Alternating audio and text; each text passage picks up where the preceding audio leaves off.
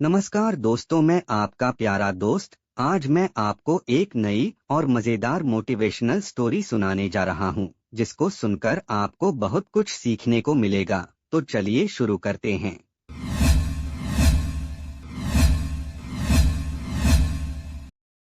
शहर की भाग दौड़ भरी जिंदगी में चिलचिलाती धूप और धूल मिट्टी के बीच राजू का दिन हर रोज सुबह 5 बजे शुरू होता था। उसका ऑटो रिक्शा ही उसकी दुनिया थी, उसका मंदिर था और वही उसके परिवार की रोटी का जरिया था। राजू एक साधारण सा युवक था, जिसके चेहरे पर मेहनत की लकीरें और आंखों में ईमानदारी की चमक थी। वह ज्यादा पढ़ा लिखा तो था, लेकिन हालात ने उसे ऑटो चलाने पर मजबूर कर दिया था। राजू की शादी सुनीता से हुई थी। सुनीता एक महत्वाकांक्षी लड़की थी। शादी के शुरुआती दिनों में ही उसने राजू से कह दिया था, राजू, मैं घर की चारदीवारी में कैद होकर नहीं रहना चाहती। मेरा सपना है कि मैं खाकी वर्दी पहनूं, पुलिस अफसर बनूं। राजू अपनी पत्नी से बेहद प्यार करता था। उसने सुनीता के सपने को अपना सपना बना लिया। उसने अपनी मां को मनाया, जो खुद बहुत बीमार रहती थीं। राजू दिन रात ऑटो चलाता, सवारियों की गाली गलौज सुनता, ट्रैफिक में घंटों खड़ा रहता, ताकि सुनीता की कोचिंग की फीस भर सके। उसने अपनी खुद की पढ़ाई छोड़ दी, अपने शौक मार दिए।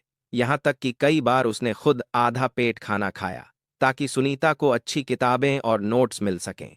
सालों की मेहनत रंग लाई। सुनीता ने पुलिस की परीक्षा पास कर ली और वह इंस्पेक्टर बन गई। जिस दिन सुनीता ने पहली बार वर्दी पहनी, राजू की आंखों में आंसू आ गए थे।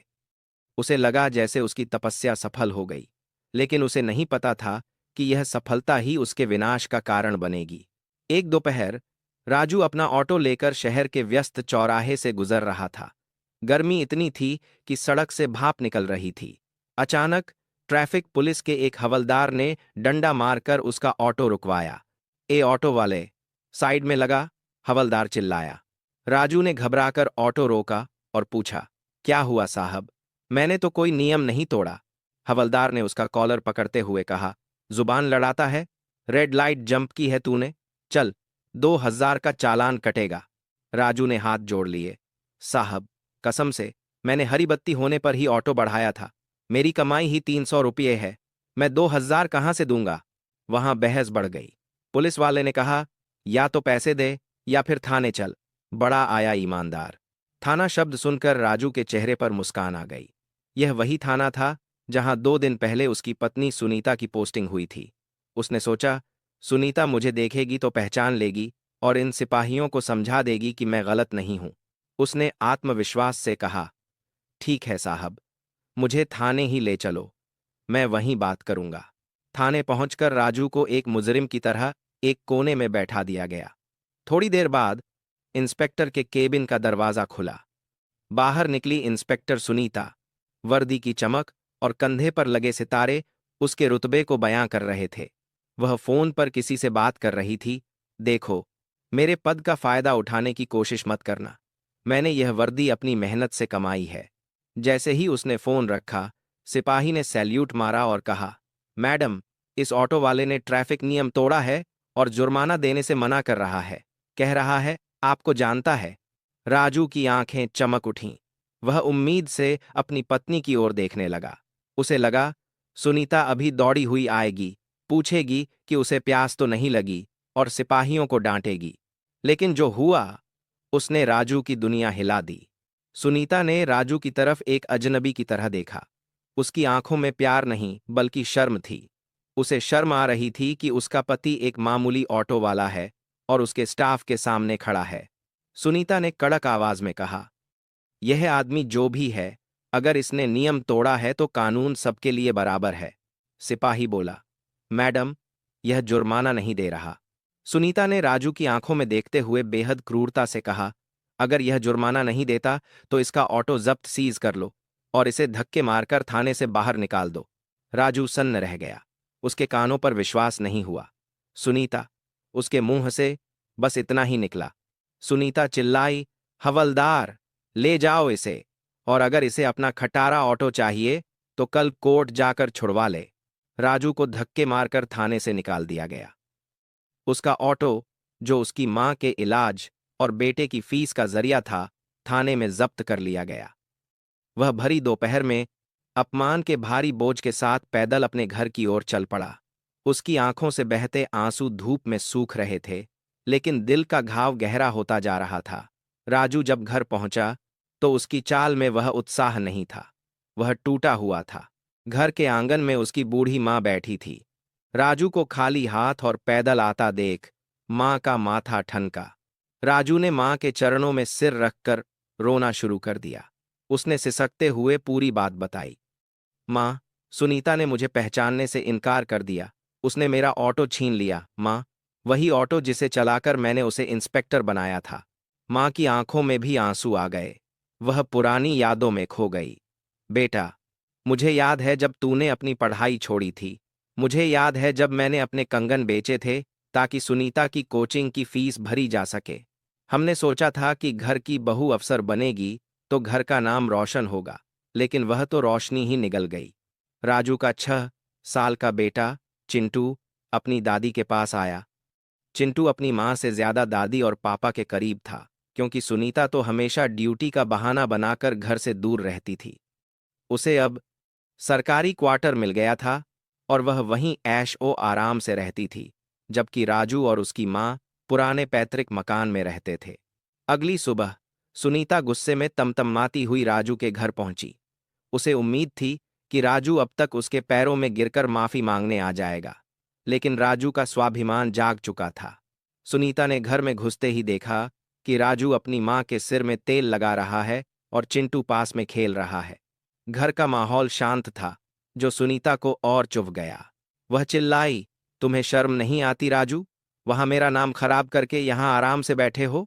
ऑटो छुड़ाने कोर्ट क्यों नहीं गए? राजू ने बिना नजर उठाए शांत स्वर में कहा, जिस ऑटो को मेरी पत्नी ने ही जब्त करवाया हो, उसे छुड़ाने के लिए मैं भीख क्यों मांगूं? सुनीता का अहंकार चोट खा गया। उसने घर का सामान इधर उधर फेंकना शुरू कर दिया। तुम लोग जाहिल हो। तुम्हें पता भी है मेरा स्टेटस क्या है।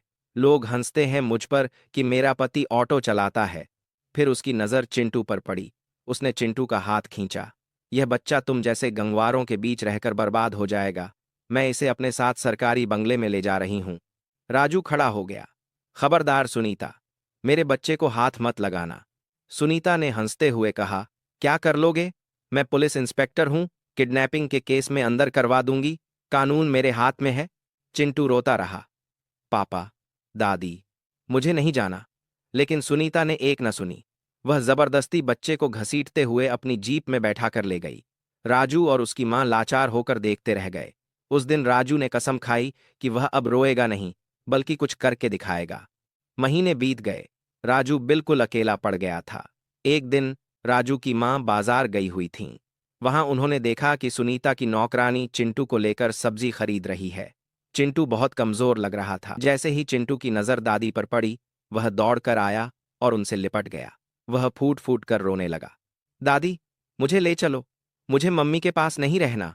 दादी ने घबराकर पूछा। क्या हुआ मेरे लाल? चिंटू ने जो बताया, उसने दादी के पैरों तले जमीन खिसका दी।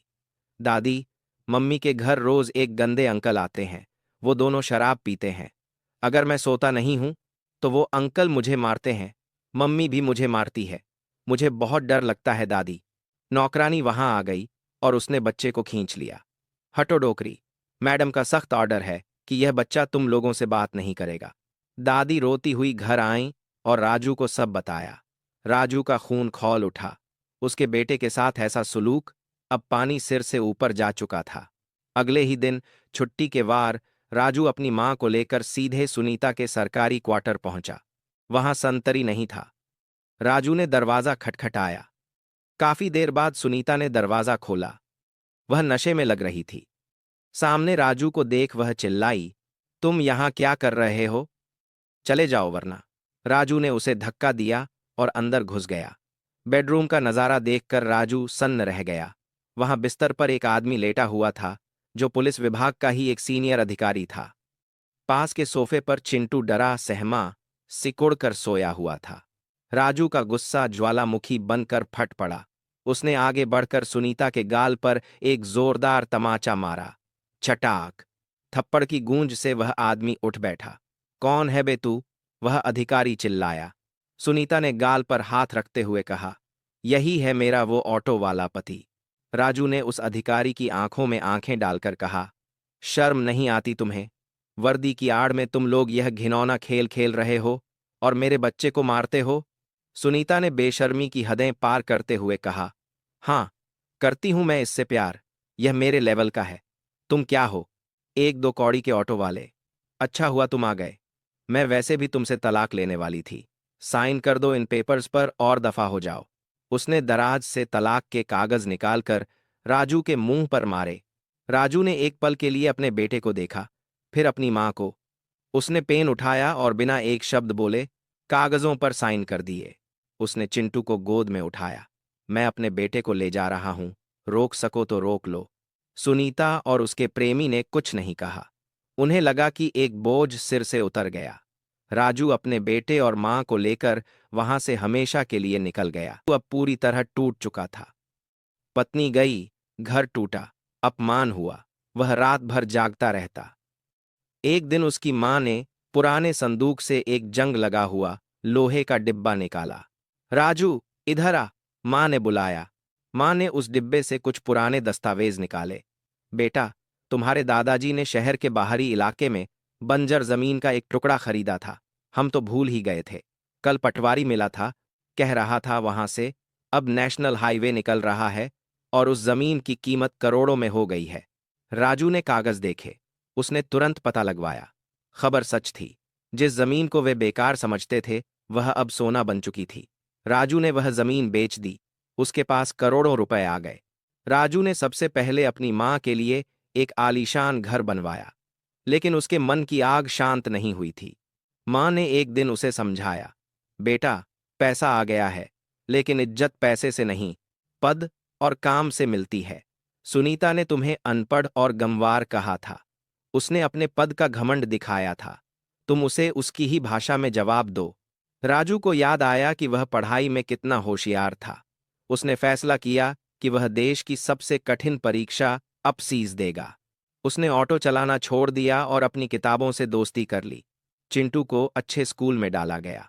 मां ने घर में ही अचार और पापड़ का छोटा सा बिजनेस शुरू किया ताकि वे व्यस्त रहें और लोगों को रोजगार दे सकें। यह बिजनेस भी चल निकला। राजू ने कमरे में खुद को बंद कर लिया। दिन हो या रात, उसकी मेज पर लैंप जलता रहता। जब भी उसे नींद आती, उसे थाने का वह मंजर और सुनीता का वह थप्पड़ जैसा अपमान याद आ जाता। उसकी आंखों की नींद उड़ जाती और वह फिर पढ़ने बैठ जाता।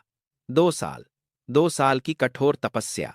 न कोई त्योहार, न कोई रिश्तेदारी, सिर्फ किताबें, अखबार और नोट्स। रिजल्ट का दिन आया। धड़कनें रुकी हुई थीं। राजू ने कंप्यूटर पर अपना रोल नंबर डाला। लिस्ट में सबसे ऊपर उसका नाम चमक रहा था। रैंक 12, राजेश कुमार राजू। उसका चयन आईएएस, इंडियन एडमिनिस्ट्रेटिव सर्विस के लिए हो गया था। उसे डीएम, डिस्ट्रिक्ट मैजिस्ट्रेट का पद मिलने वाला था।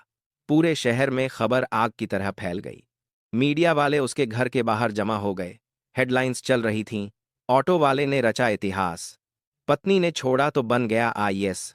लोग उसे ऑटो वाला डीएम कहकर सम्मान देने लगे। ट्रेनिंग पूरी करने के बाद सरकार ने उसे उसी जिले का डीएम कलेक्टर बनाकर भेजा, जहां उसकी पूर्व पत्नी सुनीता एक इंस्पेक्टर के रूप में तैनात थी। यह नियति का खेल था।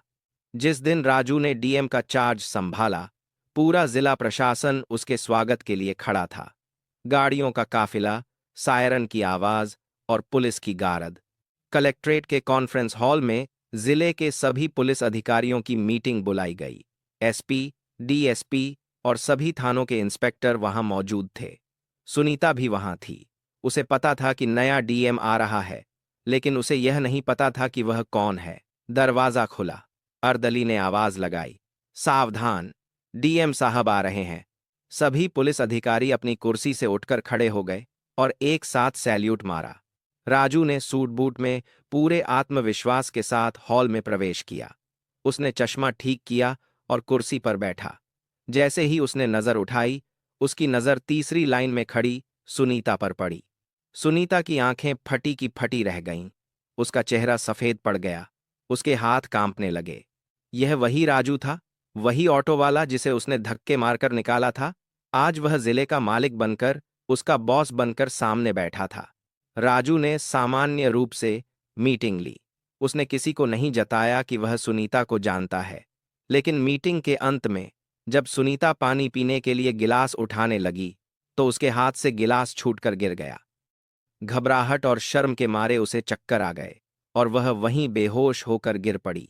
राजू ने तुरंत आदेश दिया, इंस्पेक्टर को अस्पताल ले जाओ। उसने मानवता दिखाई, लेकिन कोई व्यक्तिगत भावना नहीं। अस्पताल में होश आने पर सुनीता को अपनी गलती का गहरा एहसास हुआ, लेकिन अब बहुत देर हो चुकी थी। दूसरी तरफ उसकी निजी जिंदगी नर्क बन चुकी थी। वह जिस सीनियर अधिकारी प्रेमी के साथ रहती थी, वह एक नंबर का धूर्त इंसान निकला। उसने सुनीता का रिश्वत लेते हुए एक वीडियो चुपके से बना लिया था। अब वह उसे ब्लैकमेल करता था। अगर तूने मुझसे शादी की बात की या पैसे नहीं दिए, तो यह वीडियो मैं नए डीएम साहब को भेज दूंगा, वह धमकी देता था। सुनीता न घर की रही थी, न घाट की। उसने अपने पति को खोया, बेटे को खोया और अब अपनी इज्जत भी खोने के कगार पर थी। वह डिप्रेशन में चली गई। उसका शरीर सूख कर कांटा हो गया। एक दिन हिम्मत करके वह बाजार में राजू की मां से मिलने पहुंच गई। राजू की मां अब एक बड़ी बिजनेस वुमन बन चुकी थीं, लेकिन उनका व्यवहार आज भी सौम्य था। सुनीता ने मां के पैर पकड़ लिए। मां जी, मुझे माफ कर दीजिए, मैं भटक गई थी, मुझे वापस अपने घर ले चलिए। मां ने अपने पैर पीछे खींच लिए। उन्होंने सख्त लहजे में कहा, बेटी, कांच और विश्वास जब टूटते हैं तो जुड़ते नहीं हैं। तुमने मेरे बेटे की गरीबी का मजाक उड़ाया था, उसके प्यार को ठुकराया था। आज वह डीएम है, तो तुम वापस आना चाहती हो? अगर वह आज भी ऑटो वाला होता, तो क्या तुम आती? सुनीता के पास कोई जवाब नहीं था।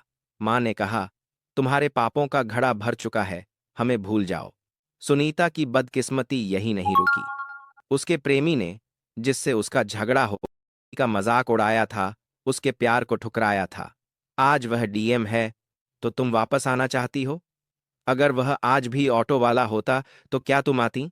सुनीता के पास कोई जवाब नहीं था। मां ने कहा, तुम्हारे पापों का घड़ा भर चुका है, हमें भूल जाओ। सुनीता की बदकिस्मती यही नहीं रुकी।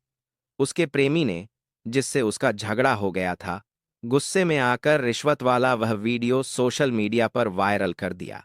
वीडियो डीएम साहब राजू के पास भी पहुंचा। राजू एक ईमानदार अधिकारी था। व्यक्तिगत रिश्ते अपनी जगह थे, लेकिन फर्ज अपनी जगह। उसने तुरंत जांच के आदेश दिए। जांच में सुनीता दोषी पाई गई। राजू के हस्ताक्षर से ही सुनीता का सस्पेंशन लेटर, निलंबन आदेश जारी हुआ। नौकरी गई, बदनामी हुई, प्रेमी ने छोड़ दिया। सुनीता के भाई और माता पिता ने भी उससे रिश्ता तोड़ लिया, क्योंकि उसकी वजह से पूरे खानदान की नाक कट गई थी। एक बरसात की रात सुनीता भीगते हुए राजू के सरकारी बंगले के गेट पर पहुंची। वह जोर जोर से रो रही थी। संतरी ने उसे रोका। शोर सुनकर राजू बाहर आया। उसके साथ उसका बेटा चिंटू भी था। सुनीता ने गेट के उस पार से हाथ फैलाए। राजू, चिंटू, मुझे माफ कर दो, मैं मर जाऊंगी, मुझे अपने पास रख लो, नौकरानी बनाकर ही सही। चिंटू अपनी मां को देखकर डरा नहीं, बल्कि उसे वह दिन याद आ गया जब मां ने उसे मारा था। वह पीछे हटकर पापा के पीछे छिप गया। राजू ने भारी मन से, लेकिन दृढ़ता के साथ कहा, सुनीता, मैं तुम्हें माफ कर सकता हूं, लेकिन अपना नहीं सकता। तुमने उस वक्त मेरा साथ छोड़ा जब मुझे तुम्हारी सबसे ज्यादा जरूरत थी। आज मैं जिस मुकाम पर हूं, वहां तक पहुंचने के लिए मैंने अपनी आत्मा को जलाया है। अब तुम जाओ, अपनी जिंदगी नए सिरे से शुरू करो, लेकिन यहां नहीं। राजू ने गेट नहीं खोला। वह मुड़कर अंदर चला गया। सुनीता वहीं कीचड़ में बैठकर रोती रही। उसके पास अब कुछ नहीं बचा था, न पद, न पैसा, न परिवार, न प्यार। उसके अहंकार ने उसे पूरी तरह नष्ट कर दिया था। कुछ दिनों बाद खबर आई कि अत्यधिक मानसिक तनाव और भूख प्यास के कारण सुनीता की एक अनाथ आश्रम के बाहर मौत हो गई। जब राजू को यह पता चला, तो उसने इंसानियत के नाते उसका अंतिम संस्कार करवाया, लेकिन उसकी आंखों में अब आंसू नहीं थे। वह जान चुका था कि जीवन में कर्म ही सब कुछ है। राजू एक सफल और लोकप्रिय डीएम बना। उसने अपने जिले में गरीबों के लिए बहुत काम किया, ताकि किसी और को मजबूरी में अपने सपने न मारने पड़े। उसने अपने बेटे को अच्छे संस्कार दिए। इस कहानी से हमें यह शिक्षा मिलती है, घमंड का परिणाम। कभी भी अपने पद, पैसे या रूप का घमंड नहीं करना चाहिए।